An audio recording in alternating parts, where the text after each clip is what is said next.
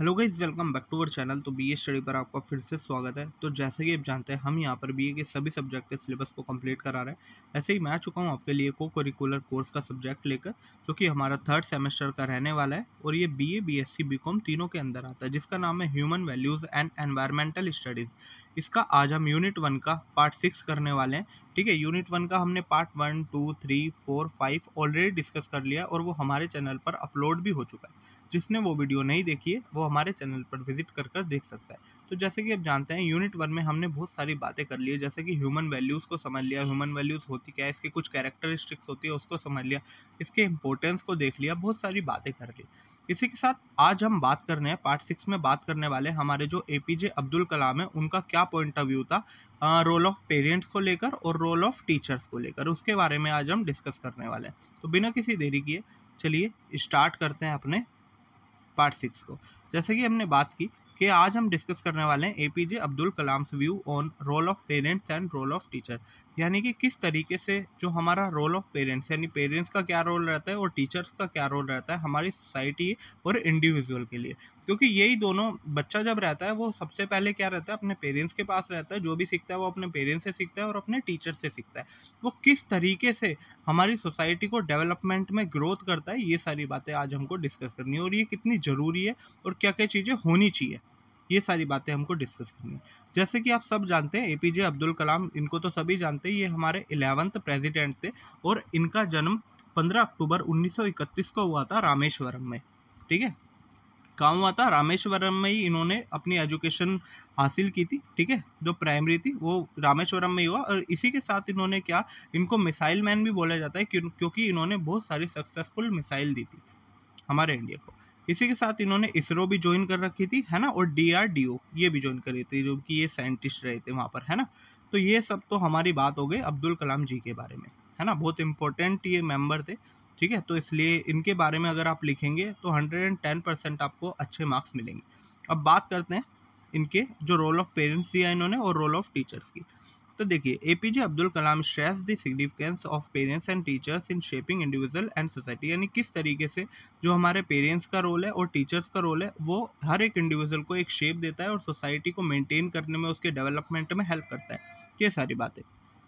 तो आइए role of parents को देखते हैं। तो देखिए, जो पेरेंट्स का रोल होता है वो होता है providing emotional support and stability, यानी कि बच्चे को एक इमोशनल सपोर्ट देना, है ना, उसके भावनाओं को समझना कि किस तरीके है, उसके इमोशंस को समझना, है ना, और उसको एक सपोर्ट करना, जैसे भी वो इमोशन में है उसको सपोर्ट करना और स्टेबिलिटी बनाए रखना, ठीक है, बच्चे के प्रति अपने। इसी के साथ दूसरा जो होता है हमारा एनकरेजिंग क्यूरियोसिटी एंड क्रिएटिविटी। अगर आपका बच्चा क्या क्रिएटिविटी ला रहा है, कुछ सोच रहा है, क्यूरियोसिटी पैदा हो रही है उसके मन में, तो उसको सपोर्ट करना है, ऐसा नहीं रोक देना। अगर कुछ बच्चा क्रिएटिव कर रहा है तो उसको नहीं, ये सब हटाओ, सिर्फ पढ़ाई करो, एजुकेशन करो, नहीं, ये सब चीज़ों के साथ साथ क्रिएटिविटी भी जरूरी होती है, तो उसको उस चीज़ में सपोर्ट करना, आगे बढ़ाना। देखिए, अगर हम बात करें तो सबसे ज़्यादा बच्चा जो रहता है वो अपने पेरेंट्स के पास ही रहता है। ठीक है, सबसे ज़्यादा जो रहता है वो पेरेंट्स के पास ही रहता है और पेरेंट्स से ही वो बहुत सारी चीज़ें सीखता है। ठीक है, तो पेरेंट्स का रोल बहुत ज़्यादा मैटर करता है हर एक सोसाइटी के अंदर, है ना, और उस इंडिविजुअल के लिए भी बहुत ज़्यादा मैटर करता है। तो इसलिए रोल ऑफ पेरेंट्स बहुत ज़्यादा ज़रूरी होता है। अगर अच्छा हमारा पेरेंट्स का सपोर्ट नहीं मिलेगा तो बच्चा क्या गलत राह पर चला जाता है। ठीक है, ये सारी चीज़ें हो जाती है। तो पेरेंट्स का सपोर्ट बहुत ज़्यादा ज़रूरी होता है हर एक बच्चे के लिए। अब बात करते हैं टीचिंग वैल्यूज़ एंड एथिक्स। अब पेरेंट्स को क्या करना चाहिए, वैल्यूज़ के बारे में स्टार्टिंग से ही उसको बताना चाहिए, जभी तो वो सीखेगा। और उसको एथिक्स भी सिखाना चाहिए कि क्या क्या चीज़ें उसके लिए सही है, क्या क्या चीज़ें गलत है, सही और गलत की पहचान कराना उसको, है ना। ये सारी बातें कि बड़ों की रिस्पेक्ट करो, छोटी की भी रिस्पेक्ट करो, एम्पैथी शो करो दूसरे के प्रति, कंपैशन दिखाओ, ये उनकी रिस्पॉन्सिबिलिटी है। ये सारी कुछ एथिक्स, किसी के साथ गलत नहीं करना, ये नहीं करना, वो नहीं करना, ये करना, वो करना, ये सारी चीज़ें बताना, ये पेरेंट्स का रोल होता है।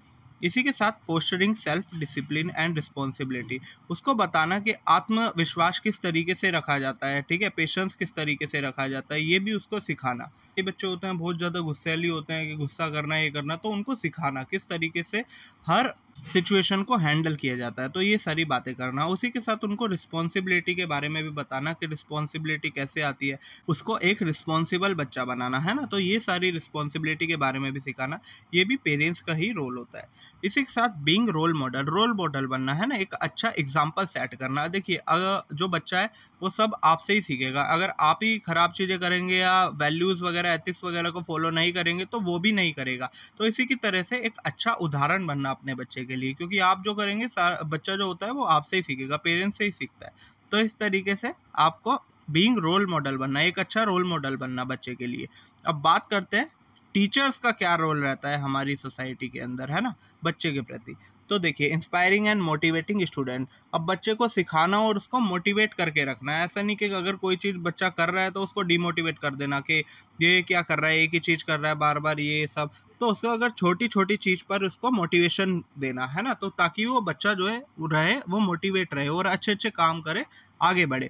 इसी के साथ होता है इम्पार्टिंग नॉलेज एंड स्किल। अब बच्चे को क्या देना, नॉलेज देना है ना, और स्किल सिखाना, नई नई स्किल सिखाना, उसको नई नई नॉलेज देना, नई नई चीज़ों के बारे में बताना, ये भी एक टीचर्स का रोल रहता है। बात करते हैं developing critical thinking and problem solving. इसी के साथ क्रिटिकल थिंकिंग को भी प्रमोट करना, किस तरीके से प्रॉब्लम सॉल्व की जाती है वो सारी बातें करना। ऐसा ही नहीं कि हाँ बुक से पढ़ लिया तो ठीक है, नहीं नहीं, ऐसे नहीं। प्रॉब्लम सॉल्विंग कराना, उसकी क्रिटिकल थिंकिंग कराना कि नई नई उसको टास्क देना और किस तरीके से हैंडल होंगे, ये सारी चीज़ें भी सिखाना। जब भी तो बच्चा लाइफ में कुछ सीखेगा, है ना। तो इस तरीके से ये सारी चीज़ें भी हमारा एक टीचर का रोल होता है। इसी के साथ एनकरेजिंग इनोवेशन एंड क्रिएटिविटी। अब बच्चे में क्या लाना, इनोवेशन लाना। ऐसे नहीं कि बच्चा एक ही चीज़ को बार बार सिखा रहे हो, वो सब नहीं। इनोवेशन, एक क्रिएटिविटी लाना है, नई नई चीज़ें सिखाना, किस तरीके से नई नई चीज़ें आती है, इनोवेशन किस तरीके से कर रहा है, तो उसको सपोर्ट करना, प्रमोट करना, ये सारी चीज़ें। इसी के साथ बिल्डिंग कैरेक्टर एंड वैल्यूज़ और कैरेक्टर के बारे में भी बताना कि किस तरीके से एक अच्छा चरित्र होता है, अच्छा कैरेक्टर किस तरीके से बिल्ड किया जाता है, ये सारी बातें बताना भी टीचर का रोल होता है। और वैल्यूज़ के बारे में बताना तो बहुत ज़्यादा इंपॉर्टेंट होता है, क्योंकि वैल्यूज़ देखो दो ही जगह से बच्चा वैल्यूज़ सीखता है, एक घर से और एक स्कूल से। यानी कि एक तो उसको पेरेंट्स सिखाते हैं, दूसरे उसके टीचर सिखाते हैं। तो ये दो जो लोग हैं ये बहुत ज़्यादा इंपॉर्टेंट करते हैं हर एक इंडिविजुअल की लाइफ में। अगर ये अच्छे से मिलेंगे तो बच्चा भी अच्छा ही होगा, ठीक है, और ये हमारी सोसाइटी के डेवलपमेंट में भी हेल्प करेगा। तो ये इन दोनों को ही अपना रोल बहुत इम्पोर्टेंटली क्या अच्छे से निभाना चाहिए, वरना बच्चा क्या बिगड़ सकता है या फिर इधर उधर जा सकता है। अगर ये सब चीज़ें अच्छे से होंगी तो 110% बच्चा क्या करेगा, सोसाइटी में ग्रोथ दिखाएगा और डेवलपमेंट में भी हेल्पफुल होगा। तो ये थी हमारी कुछ आज की वीडियो। उम्मीद करता हूँ आपको समझ आया होगा। अगर वीडियो अच्छी लगी हो तो चैनल को सब्सक्राइब करें और वीडियो को लाइक ज़रूर करें। मिलते हैं आपसे अगली वीडियो में, जब तक के लिए थैंक यू सो मच।